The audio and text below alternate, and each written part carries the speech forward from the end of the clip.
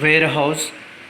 Its storage, it is helpful for store products of the companies. And advertisement is a process to promote products. And agent is a mediator of the between consumer and the producer. Now now once we discuss about internal trade in shortly. What is internal trade? Trade between two regions of the same country.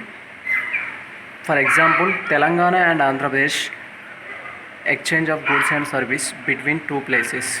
Now we discuss about types of trade. Types of trades can be divided. Internal trade can be divided into two categories mainly. One is wholesale trade, another one is retailer trade. Wholesale trade indicates the trade which is takes place in whole or large lots. Wholesalers are sells good to the retailers. Then we discuss about retailer. Retailers is trading in small quantities to the end users. Retailers supply goods directly to the end users.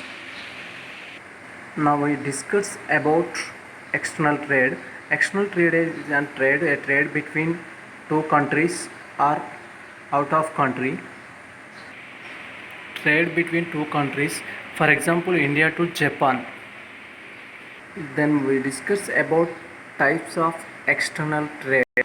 Now we discuss types of external trade. One is export trade, another one is import, and last one is entrepot.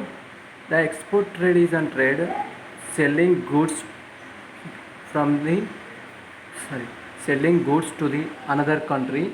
For example, the rice is export to Japan. Then whereas an import, sometimes goods are buying from another country. It is example for import. And entrepot, entrepot trade is very exciting. Why? Because it is re-export. One country buying goods from another country, then it is export to another country.